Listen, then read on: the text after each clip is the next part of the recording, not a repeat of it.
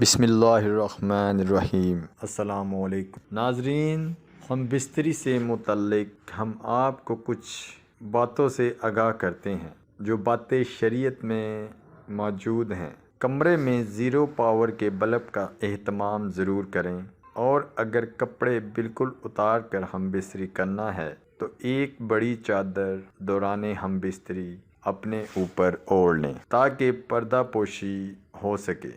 بالکل ننگے ہو کر ہم بستری کرنا گدا گدی کی طرح جفتی کرنا کہلائے گا، جو کہ شریعت کے نزدیک ناپسندیدہ عمل ہے۔ عورت کے اندر مرد کے مقابلے 100 گنا زیادہ شہوت ہے، مگر اس پر حیا کو مسلط کر دیا گیا ہے۔ تو اگر مرد جلدی فارغ ہو جائے تو فوراً اپنی بیوی سے جدا نہ ہو، بلکہ کچھ دیر ٹھہرے پھر الگ ہو۔ جمع کے وقت کسی اور کا تصور کرنا بھی زنا ہے اور سخت گناہ ہے۔ مرد کا اپنی عورت کی چھاتی کو منہ لگانا جائز ہے، مگر اس طرح کہ دودھ حلق سے نیچے نہ اترے، یہ حرام ہے۔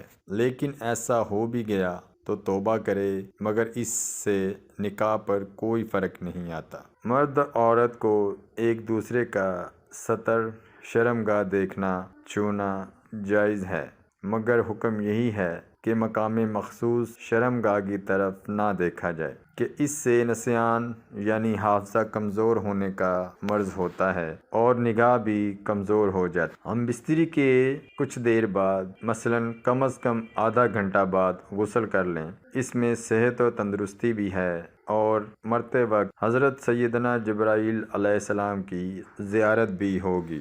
ناظرین، اب ہم آپ کو بتائیں گے ہم بستری 3 دن بعد نہ کرنے کا نقصان۔ اگر بیوی سے ہم بستری کو دل نہ چاہے تو اس سے ہم بستری ترک کر دینا جائز نہیں، کیونکہ ہم بستری بیوی کا بھی حق ہے اور ترک ہم بستری اس کے لیے مضر ہے۔ اس طرح مردوں کے جذبات کا لحاظ رکھنا ضروری ہے، اسی طرح مردوں کو بھی لازم ہے کہ عورتوں کے جذبات کا خیال رکھیں، ورنہ جس طرح مرد کی ناراضگی سے عورت کی زندگی جہنم بن جاتی ہے، اس طرح عورت کی ناراضگی بھی مردوں کے لیے وبال جنگ بن جاتی ہے۔ سیدنا حضرت عمر رضی اللہ تعالی عنہ کے پاس حضرت کعب رضی اللہ تعالی عنہ تشریف فرما تھے کہ ایک خاتون آئی اور آ کر کہنے لگی، امیر المومنین، میرا خاوند بہت نیک ہے، ساری رات تہجد پڑھتا ہے اور سارا دن روزہ رکھتا ہے۔ یہ کہہ کر خاموش ہو گئی۔ حضرت عمر رضی اللہ تعالی عنہ بڑے حیران ہوئے کہ خاتون کیا کہنے آئی ہے۔ اس نے پھر یہی بات دوبارہ دہرائی کہ میرا خاوند بہت نیک ہے، ساری رات تہجد میں گزارتا ہے اور سارا دن روزہ رکھتا ہے۔ اس پر حضرت کعب رضی اللہ تعالی عنہ بول پڑے، اے امیر المومنین، اس نے اپنے خاوند کی بڑے اچھے انداز میں شکایت کی ہے۔ امیر المومنین بولے، کیسی شکایت؟ جب وہ ساری رات تہجد پڑھتا رہے گا اور سارا دن روزہ رکھے گا تو پھر بیوی کو وقت کب دے گا؟ تو یہ خاتون کہنا چاہتی ہے کہ میرا خاوند نیک تو ہے مگر مجھے وقت نہیں دیتا۔ چنانچہ حضرت عمر رضی اللہ تعالی عنہ نے اس کے خاوند کو بلایا تو اس نے کہا، ہاں اے امیر المومنین، میں مجاہدہ کرتا ہوں۔ حضرت عمر رضی اللہ تعالی عنہ نے حضرت کعب رضی اللہ تعالی عنہ سے کہا کہ آپ فیصلہ کریں۔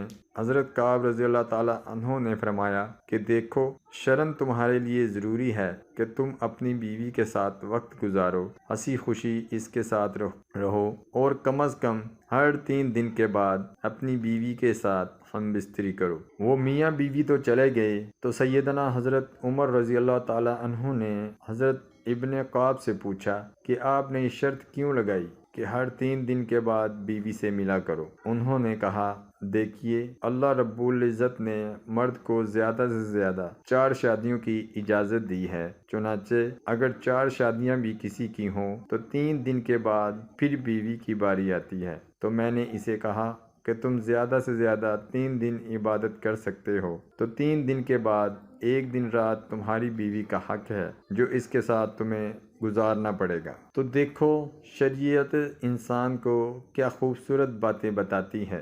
رسول اللہ صلی اللہ علیہ وآلہ وسلم نے فرمایا کہ عورتوں کے ساتھ خیر خواہی کرو، اس لیے کہ وہ تمہارے پاس قیدی ہیں، تم ان سے ہم بستری عظمت اور اپنے مال کی امانت وغیرہ کے علاوہ اور کچھ اختیار نہیں رکھتے، اور جب وہ اپنا قرض ادا کرتی ہیں تو پھر ان کے ساتھ بدسلوکی کا جواز کیا ہے؟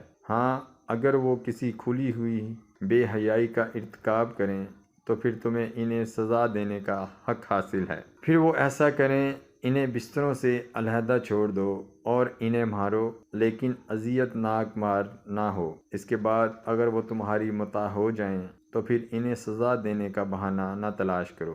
جس طرح تمہارا تمہاری بیویوں پر حق ہے، اسی طرح تم پر تمہاری بیویوں کا بھی حق ہے۔ تمہارا حق تمہاری بیویوں پر یہ ہے کہ وہ تمہارے بستر پر ایسے لوگوں کو نہ روندنے دے جنہیں تم ناپسند کرتے ہو، اور تمہارے گھر میں ایسے لوگوں کو آنے کی اجازت نہ دیں جنہیں تم اچھا نہیں سمجھتے، اور تم پر ان کا حق یہ ہے کہ تم ان کے لباس اور پہننے میں اچھا سلوک کرو۔ جس طرح عورتوں کو مردوں کے جذبات کا لحاظ رکھنا ضروری ہے، اسی طرح مردوں کو بھی لازم ہے کہ عورتوں کے جذبات کا خیال رکھیں، ورنہ جس طرح مرد کی ناراضگی سے عورت کی زندگی جہنم بن جاتی ہے، اسی طرح عورت کی ناراضگی بھی مردوں کے لیے وبال جان بن جاتی ہے۔ اگر کسی اجنبی عورت پر اتفاقیہ نظر جا پڑے اور وہ خوبصورت معلوم ہو تو گھر جا کر اپنی بیوی سے ہم بستری کر لو تاکہ شہوت سکون ہو سکے۔ ارشاد نبوی صلی اللہ علیہ وآلہ وسلم ہے کہ جب تم میں سے کسی عورت کو دیکھو اور وہ اسے خوبصورت دکھائی دے تو اسے اپنی بیوی کے پاس چلے جانا چاہیے، کیونکہ عورت کی شکل میں شیطان آتا ہے اور عورت کی شکل میں واپس جاتا ہے۔ اگر کسی کی بیوی نہ ہو تو وہ اللہ تعالیٰ سے پناہ طلب کرے، گناہوں سے سلامتی کی توفیق مانگے اور اس کی شیطان مردود سے پناہ مانگے۔ شوہر اور بیوی کسی کے لیے جائز نہیں کہ وہ اپنی خلوت کی باتیں کسی غیر پر ظاہر کریں، کیونکہ یہ بے وقوفی اور کمینگی ہے۔ عقل اور شعور نے اس سے منع کیا ہے۔ حضرت ابو ہریرہ رضی اللہ تعالیٰ عنہ بیان کرتے ہیں کہ نبی کریم صلی اللہ علیہ وآلہ وسلم نے مردوں کو مخاطب کرتے ہوئے پوچھا، کیا تم میں سے کوئی ایسا مرد ہے کہ جب وہ اپنی بیوی سے جمع یعنی ہم بستری کرتا ہو تو دروازہ بند کر کے پردہ کر لیتا ہو اور اللہ کے پردے سے اس فعل کو چھپاتا ہو؟ لوگوں نے جواب دیا، ہاں، ایسے لوگ موجود ہیں۔